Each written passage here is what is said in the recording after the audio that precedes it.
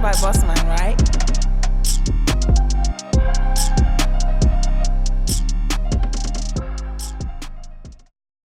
Hey, what's up, everybody? I'm Dr. Regina Bradley, and this is OutKasted Conversation. Count them 10, 10 down, episode 10. And we're going to end this special run with the one, the only, future Mr. Professor Dr. The shit, Fahamu Pecou. What's going on, good sir? How you? I'm good. Well, thank you, because, you a busy man being the shit. Hey, so, man, but, we're here with you, so. But you gotta answer the question to get into the club. How did you become outcasted? Hey, I'm going to tell you the truth. I'm going to tell you a true story, right? That's all we do here. We want the facts. It's true story, CKS, true story. not T. So I wasn't always outcasted. Get off my set. What? Yeah, like when I first moved to Atlanta in '93, OutKast, was starting to get a little bit of a buzz, but so was the Wu-Tang Clan.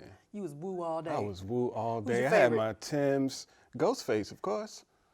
Yeah. Respect. Yeah. Sometimes you gotta ask questions. I was real New York with my hip hop, and people kept trying to put me on to OutKast. But again, I had just moved here. Atlanta was a culture shock. I couldn't understand what people were saying. Like I couldn't understand the accent. So you try to stomp them out with the Timbs. You got the Timbs on here like, I can't understand what you're saying. What are y'all talking about? But a friend of mine who lived off campus used to kind of like use my dorm room between classes. And he was really like trying to beat this OutKast thing, into my head. And I was like, nah, man, I'm cool off of that. Anyway, he knew that whenever I would come in my room, I would just hit my stereo and like start drawing, So he queued up an OutKast tape to Crumbling Herb. Ooh.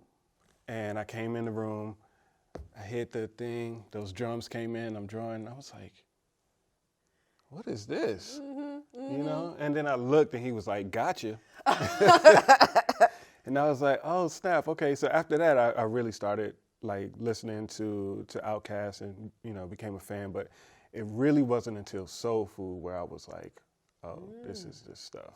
Okay. Yeah. Yeah, so so you're a visual artist, you're a visual theorist, a thinker, all of the scholarly shit that they want us to say, you do that. I try.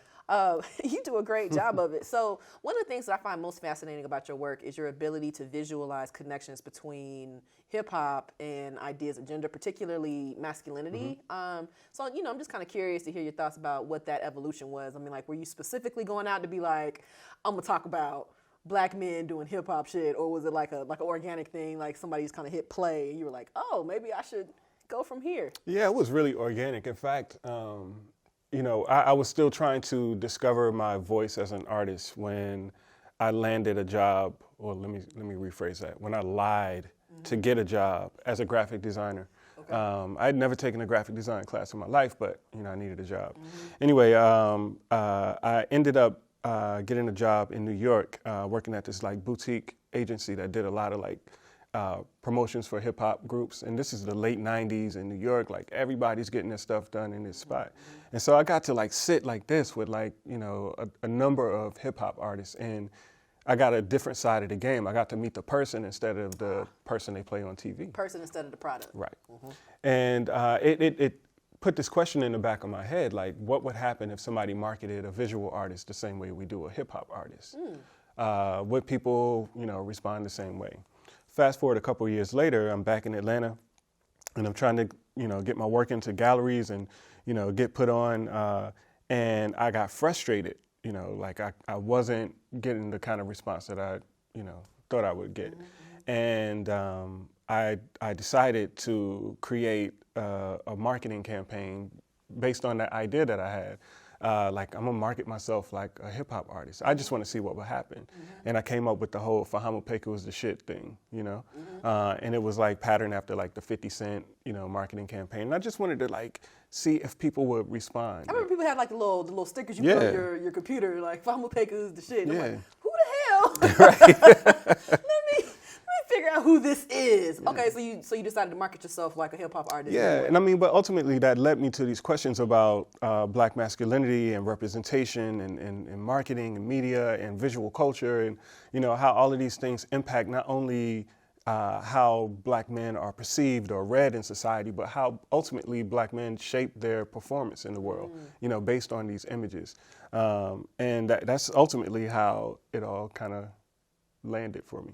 So, I mean, it's dope. I mean, like, I feel like I have to say this repeatedly. Like, your artwork is just mind-blowing, especially the Do or Die exhibit that you have up at Emory right now. I thank you. The big-ass one in the back. The one that has, like, just all the different colored blues in it. And The I'm just indigo. like, oh, It took me out. It's going to be in somebody's house on Cribs. I'm like, if I could put something on it, I'd be like, we could set up, like, an art share type thing. We got layaway plans. You know what I'm saying? I'm trying to make it work, But yeah, so, I mean, let's dig a little bit deeper in terms of, your effect on Southern hip hop, particularly Atlanta artists. So when we think about somebody like an OutKast, you know what I mean? Like, you can't separate the lyricism from the visuality of what they do. Like, you have to be able to literally visualize, what that means. So I'm kind of curious to hear your thoughts about, what is it about OutKast's literal imagination that you think is so important to how we think about not only them, but like this contemporary Southern black masculinity that they present time and time again? Well, yeah, I mean, I think one of the reasons that I really became attracted to OutKast and the Dungeon family more broadly was they really did paint pictures with their words. Like I wasn't from Atlanta. I didn't grow up in the woods, playing in the woods and doing all that kind of stuff like, get me talking about, but I could see it.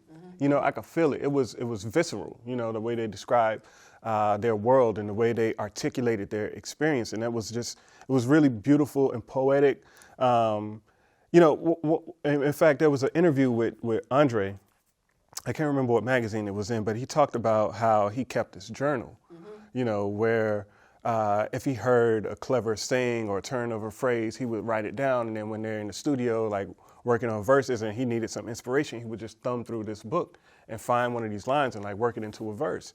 And I was like, oh man, that's pretty fly, And so I started doing the same thing, you know what I mean? Like, keeping a little journal. It's actually in my phone, and I'm Me like too. driving with my knee and like, oh yeah, but but it's that the way that they capture the way they capture the Southern aesthetic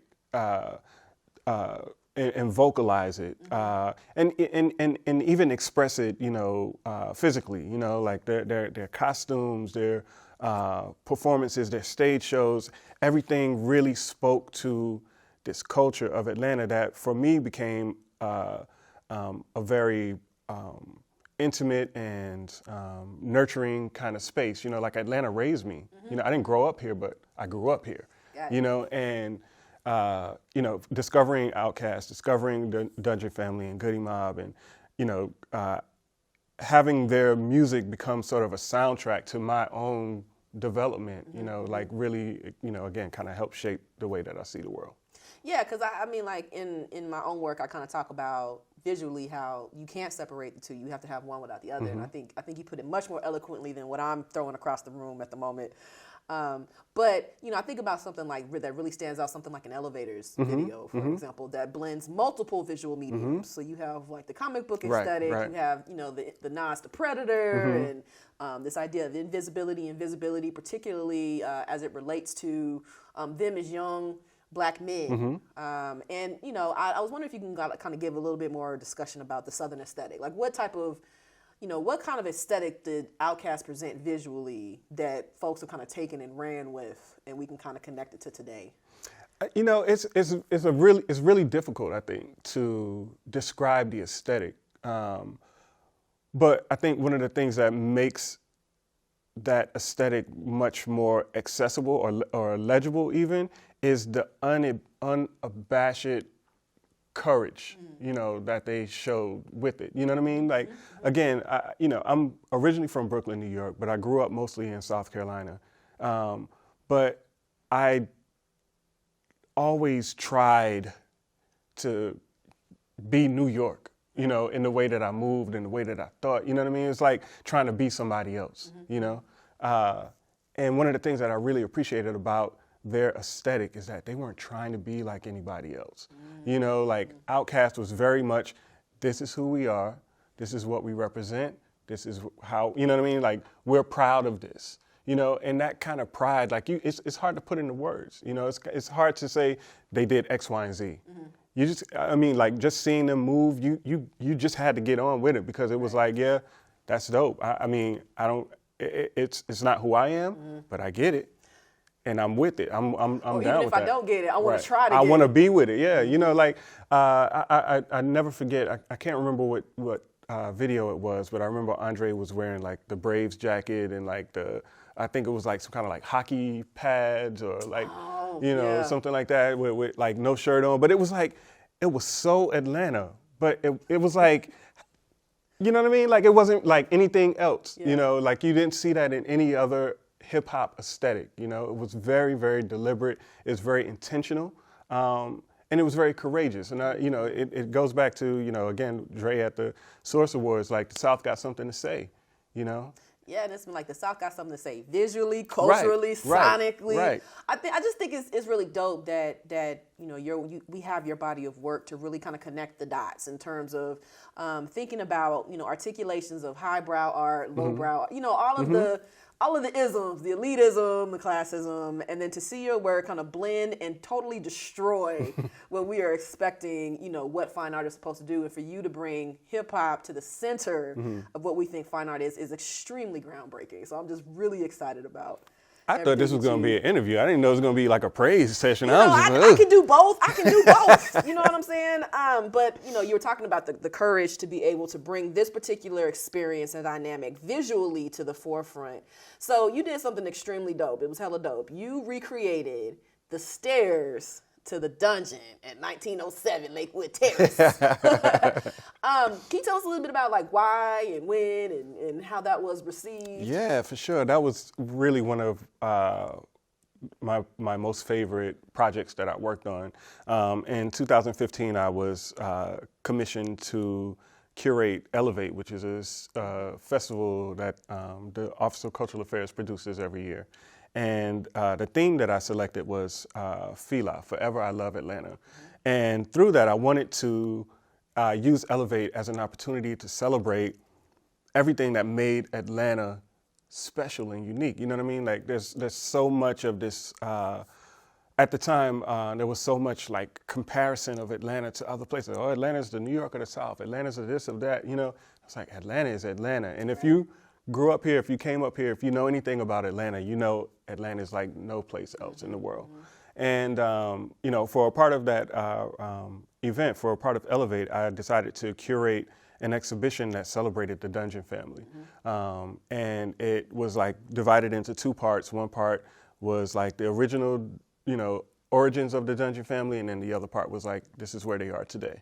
And I had a few photos of the stairs of the original dungeon. And in fact, we actually considered like trying to go in and like take the stairs out of the house and, you know, doing all that kind of stuff. But we were able to use photos, and I worked with this artist and designer who sourced the wood that he used to create the stairs from old floorboards of Morehouse College. So it was already black on black. Oh yeah, black. It was. Oh man. Okay. And using the photos, I actually went in and redid the graffiti that was on the original stairs, and it was really dope. In fact, several of the guys, you know, who were a part of the original Dungeon family, everybody was there for the opening.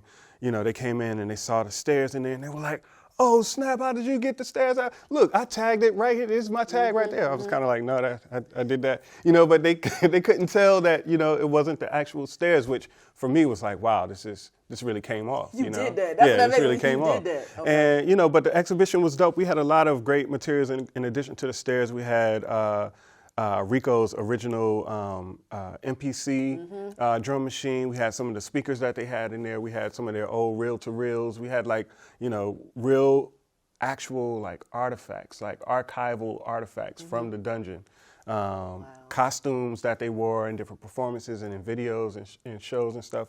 It was a really great time. But, you know, for me, it was really, again, about paying homage to a group and to artists who were really big inspirations for me as an artist and helped me to discover my own voice as an artist. So it's a visionary remembering other visionaries that came before you. Indeed. No, I could get with that. So, I mean, like, ultimately, you know, as a visual artist, where do you think the South fits into these conversations about, you know, hip hop and visual culture now? Because we're moving away from like that really staple, like 106 in Park era, where it was like music videos, where your beginning of your day, the end of your day, like I was unavailable when 106 in Park came on. But we don't necessarily invest in like music video culture in the same way. So, you know, what are your thoughts about how art is in conversation with hip hop that we know today? I think that's a really interesting question, and it's one that I hadn't really considered before. But as there is a shift away from the visual culture of hip hop centering on music videos, it's moving more into other more plastic forms of art.